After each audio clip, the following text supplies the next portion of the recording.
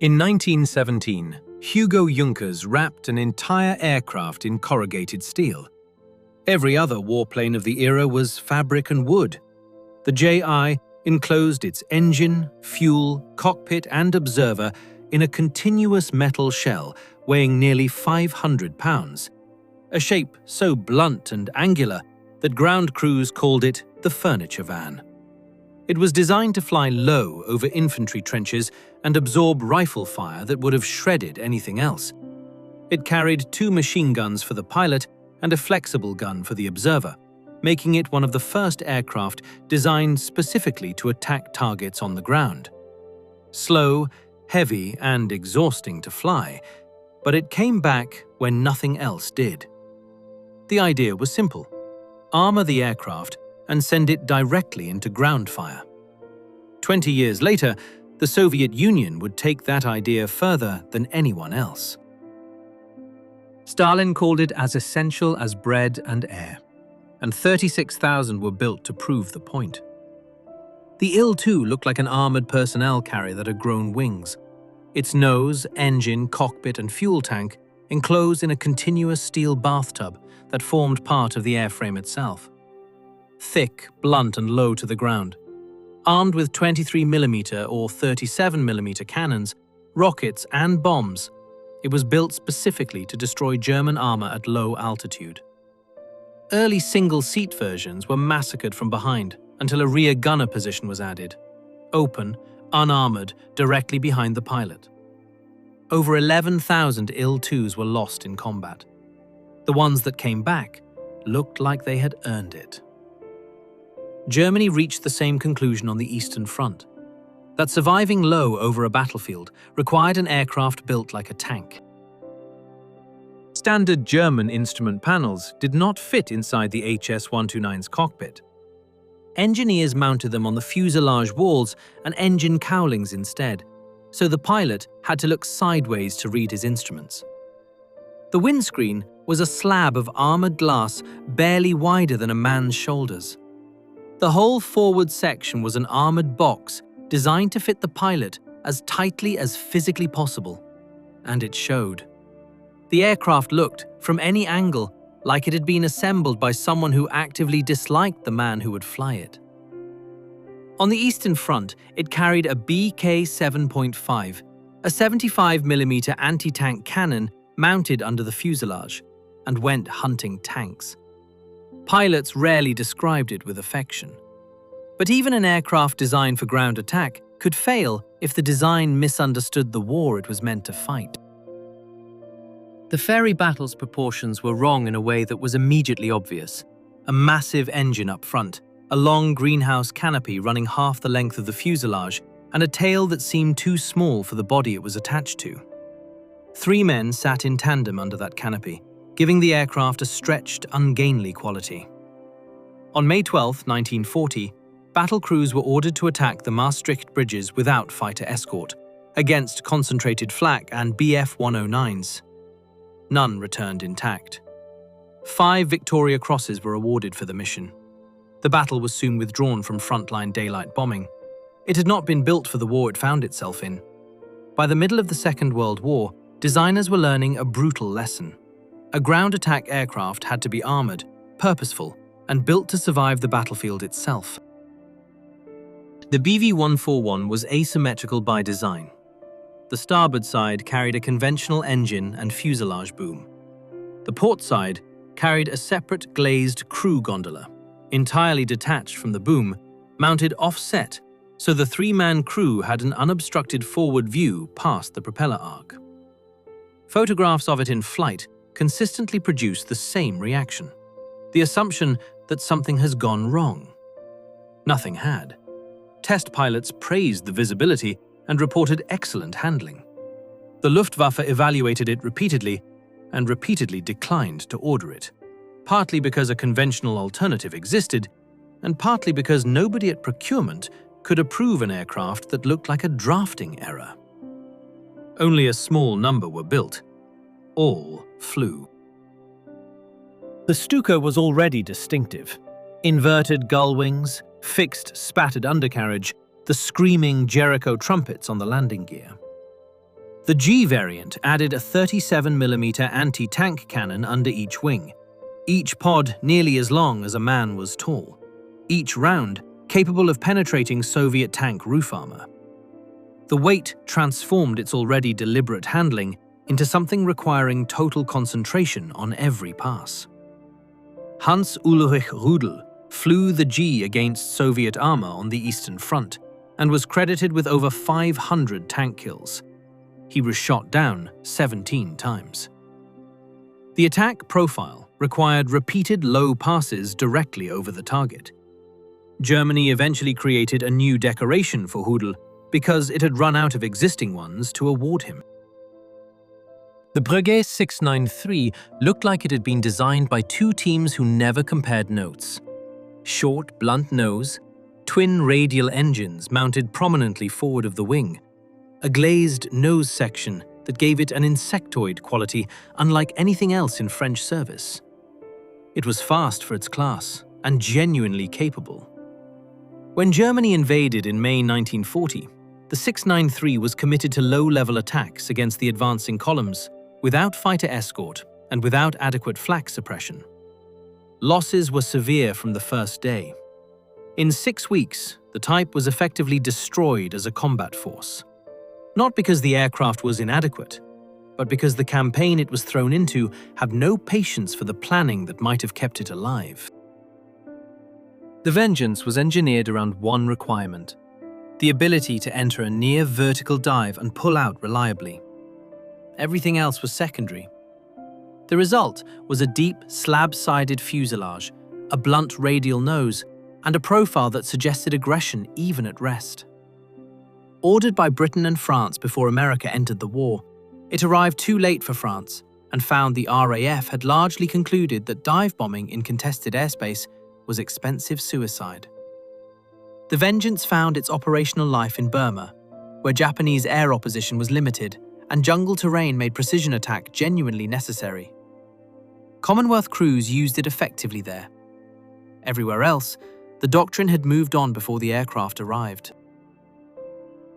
The Skyraider entered service in 1946, powered by a 2,700 horsepower Wright R3350 radial engine, the same engine used in the B-29 Superfortress. By the time it flew combat missions over Vietnam in the 1960s, jet aircraft had been operational for 20 years. None of that mattered. The A-1 could carry more ordnance than a Second World War B-17, loiter over a target for hours, and absorb ground fire that would have downed anything with a turbine. Its massive, blunt nose, an enormous four-blade propeller, made it look ancient alongside the jets on the same carrier deck. Pilots called it the Spad. They also called it the most honest aircraft they had ever flown. The Skyshark looked like an A-1 Skyraider that had been redesigned by someone who found the original insufficiently strange. It used the turboprop engine driving two counter-rotating propellers, a configuration that placed two enormous coaxial blades directly in front of a fuselage that was already aggressively proportioned. The power output was enormous. So were the problems. The Allison XT-40 engine coupling that linked the twin propeller shafts failed repeatedly, and the program was cancelled before the aircraft entered production. Test pilots who flew it described performance that suggested what it might have been. The carrier pilots who never received it flew jets instead, and did not spend much time looking back. The Firebrand spent 6 years in development, changed engines twice, switched roles from fighter to torpedo strike, and arrived in Fleet Air Arm service in 1945, the same year the war ended. Its proportions reflected its troubled history: a massive Centaurus radial engine in a nose that dominated the entire forward fuselage, short, stubby wings designed to fold for carrier stowage, and a torpedo hung underneath that was almost comically large relative to the airframe carrying it. Pilots found it difficult to land on carriers and prone to swinging on takeoff. It served for 8 years without firing a weapon in anger. The Royal Navy accepted it because it had nothing better ready, which was itself a verdict on the program. The Wyvern was a turboprop strike aircraft that entered service in 1953, by which point virtually every other naval air arm in the world was flying jets. Its Python turboprop drove two enormous counter-rotating propellers that gave it a front profile unlike anything else on a carrier deck. Development had taken 9 years, consumed 3 different engine types, and killed several test pilots. During the Suez Crisis in 1956, it flew its only combat missions, attacking Egyptian airfields and canal installations. It performed adequately. It was retired 2 years later. The Wyvern had been designed for a technological moment that passed while it was still being built. Every other carrier attack aircraft of its era seated its crew in tandem, pilot forward, navigator behind. The A-6 Intruder seated them side by side, like a car. The nose was broad and blunt to accommodate both men at the same level, and the resulting profile was unlike anything else in naval aviation. A wide, flat face, 2 Pratt & Whitney J-52 turbojets buried in the fuselage flanks, and a body that tapered steeply behind the cockpit. It was designed for all-weather, low-level precision strike at night, and its avionics were the most sophisticated of any carrier aircraft when it entered service in 1963. Over North Vietnam, it flew missions that no other aircraft could have completed. The crews who flew it rarely complained about sitting next to each other. The Buccaneer was designed to fly below radar at transonic speed, and everything about its appearance reflected that single brutal requirement. The fuselage was shaped using area rule, the Coke bottle narrowing at the wing root that reduces transonic drag, giving it a profile that looked pinched and strange from any angle. The tail was a slab. The wing had a pronounced droop at the tips. Boundary layer control bleed air from the engines was routed to the wing leading edges, which meant the aircraft handled differently at low speed, depending on throttle position. South African crews flew it in Angola. RAF crews flew it in the Gulf War in 1991. Every pilot who flew the Buccaneer described it the same way: the most capable aircraft they ever put their hands on. The A-7 was derived from the supersonic F-8 Crusader, but deliberately stripped of everything that made the Crusader fast and expensive. What remained was a short, thick fuselage, dominated by an enormous chin intake that gave the aircraft its most distinctive feature: a gaping oval mouth that consumed the entire lower nose. Navy crews named it the SLUF, Short Little Ugly Fellow, with the last word adjusted for shipboard language. It was subsonic by design, built when the Navy had concluded that speed was less useful in strike aircraft than range and payload. It flew 97,000 combat sorties in Vietnam. The pilots who flew it considered the nickname affectionate. The OV-10 Bronco was built around a specific tactical requirement: an aircraft that could fly slowly enough to observe a target, carry enough weapons to attack it, and be rugged enough to survive the attempt. The solution was a twin-boom configuration with 2 turboprop engines, a central nacelle housing 2 crew in tandem, and a rear cargo compartment that could carry troops or equipment. 4 wing-mounted machine guns, rockets, and a centerline store station gave it genuine attack capability. In Vietnam, it flew forward air control missions at altitudes and speeds that made it extremely vulnerable. The Marines who flew it called it one of the most honest combat aircraft ever built. The design was never replicated. The A-10 was designed backwards. The weapon came first, and the aircraft was built around it.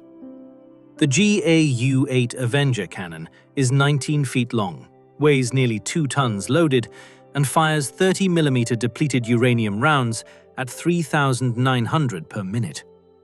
The nose gear was offset to the right, so the gun barrel sits on the aircraft centerline. The 2 General Electric turbofan engines sit high on the rear fuselage like afterthoughts, positioned there specifically to reduce their infrared signature and protect them from ground fire. Pilots call it the Warthog. It is ugly in a way that is entirely purposeful.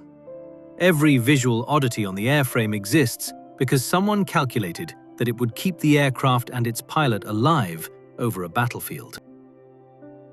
The Su-25 looked like someone had taken a conventional jet attack aircraft and compressed it.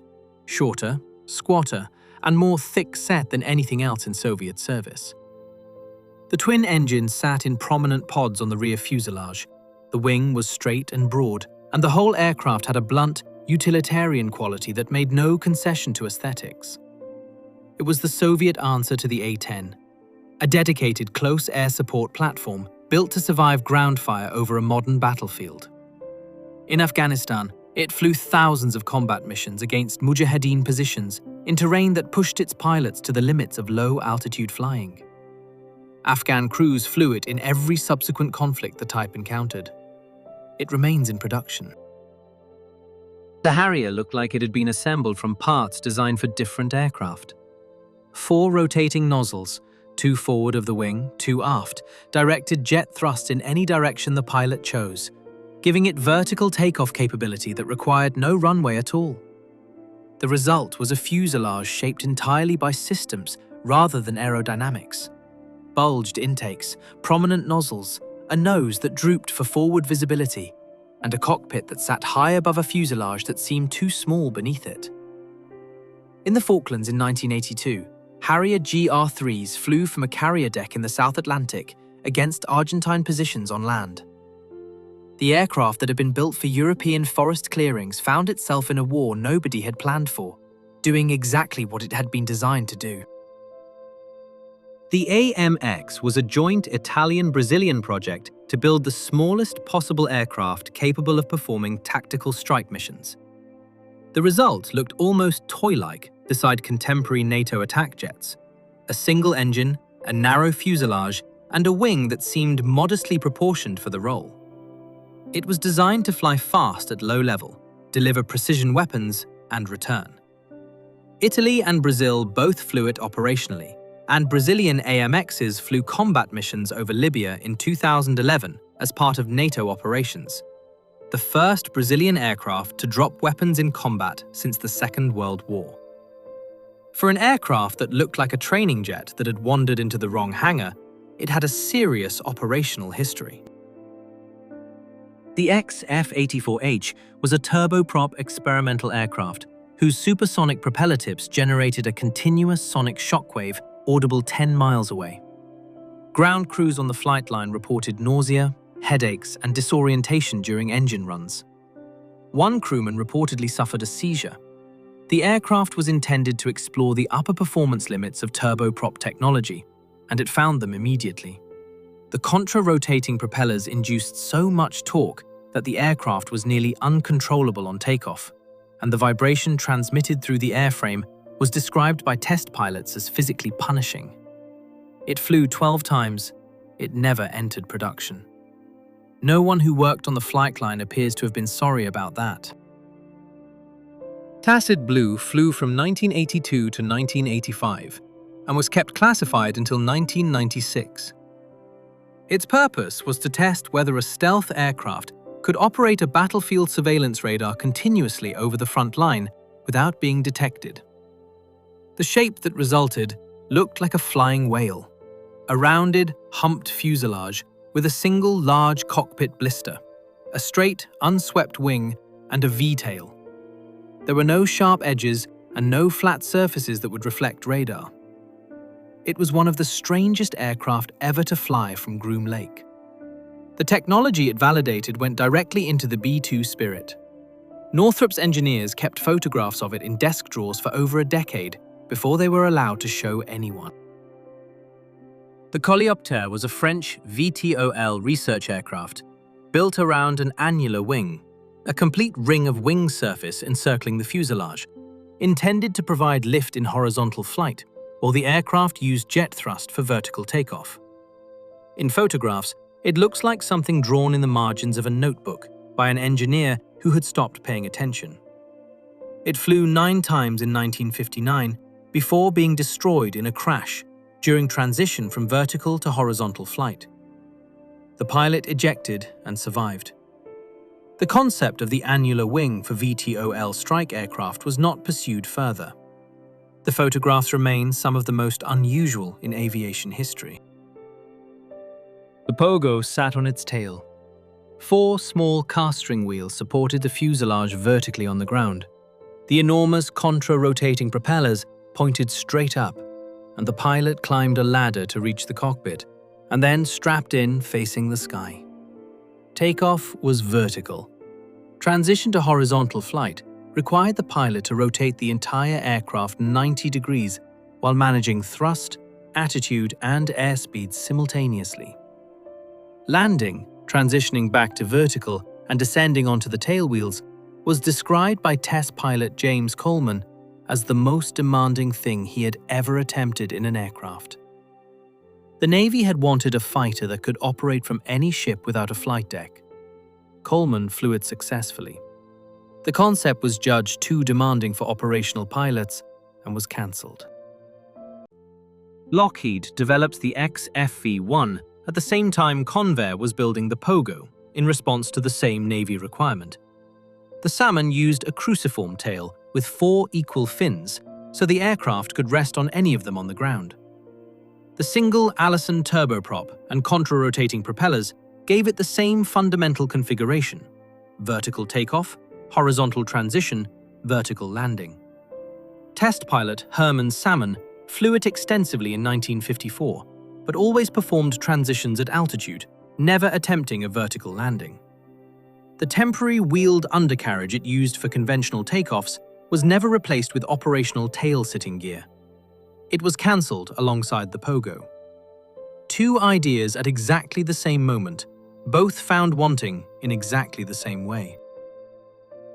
The X-32 was Boeing's entry in the Joint Strike Fighter competition that produced the F-35.